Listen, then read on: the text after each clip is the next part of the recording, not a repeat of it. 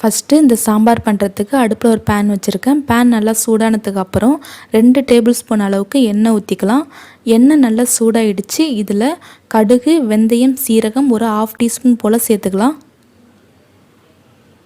இப்போது இந்த கடுகு, வெந்தயம், சீரகம் இது 3மே நல்லா பொரியட்டும். பாருங்கள், எல்லாமே நல்லா பொரிஞ்சிருச்சு. இப்போ இதில் பச்சை மிளகாய் சேர்த்துக்கலாம். பச்சை மிளகாய் பார்த்திங்கன்னா ஒரு 2 பச்சை மிளகாய் சேர்த்துருக்கேன்.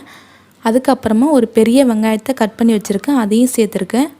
இப்போ இந்த வெங்காயத்தை நல்லா வதக்கிக்கலாம். அதாவது கண்ணாடி பதத்துக்கு நல்லா வதக்கிக்கலாம்.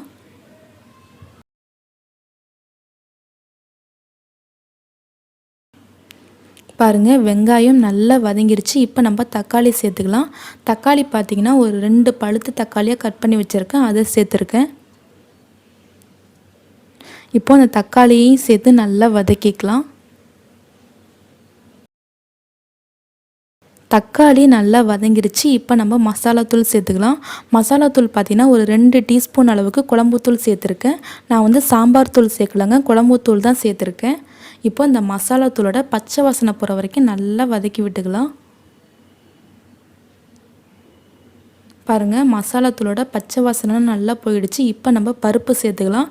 பருப்பு பார்த்திங்கன்னா இந்த கப்பால் 3/4 கப் அளவுக்கு துவரம் பருப்பும் ஒரு 5-6 பல் பூண்டு சேர்த்து நல்லா வேக வச்சு எடுத்து வச்சுருக்கேன், அதை இப்போ சேர்த்துருக்கேன். இப்போ இது எல்லாத்தையும் நல்லா கலந்து விட்டுக்கலாம். இப்போ நம்ம சாம்பாருக்கு தேவையான அளவு தண்ணி ஊற்றிக்கலாம். தண்ணி சேர்த்து நல்லா கலந்து விட்டுக்கலாம். அதுக்கப்புறமா இந்த சாம்பாருக்கு தேவையான அளவு உப்பு சேர்த்துக்கலாம்.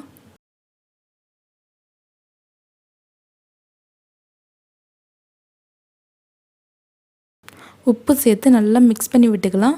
இப்போ சாம்பார் ஃபஸ்ட்டு ஒரு கொதியல் வரட்டும், அதுக்கப்புறம் நம்ம புளி தண்ணி சேர்த்துக்கலாம். சாம்பார் ஒரு கொதியல் வந்துருச்சு.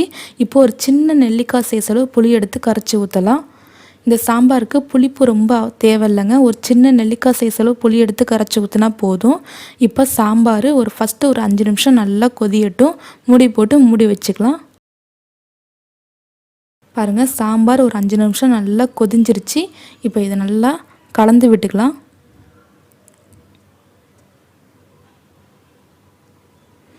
இப்போது ஒரு சின்ன பிஞ்சு பெருங்காயத்தூள் சேர்த்துக்கலாம். சாம்பார் இந்த மாதிரி கொதிஞ்சு வந்ததுக்கப்புறம் நம்ம பெருங்காயத்தூள் சேர்த்துக்கிட்டோம்னா சாம்பார் நல்லா வாசனையாகவும் இருக்கும், டேஸ்ட்டாகவும் இருக்கும். இப்போது ஒரு கைப்பிடி அளவுக்கு முருங்கைக்கீரை சேர்த்துக்கலாம். இந்த சாம்பாரில் முருங்கைக்கீரை ரொம்பவும் அதிகமாகவும் சேர்த்துடக்கூடாது, சாம்பார் கசக்க ஆரம்பிச்சிடும்.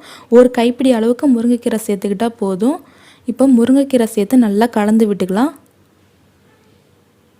அதே போல் முருங்கைக்கீரை சேர்த்து ரொம்பவும் கொதிய விடக்கூடாது, ஒரு 2 நிமிஷம் கொதிஞ்சால் போதும்.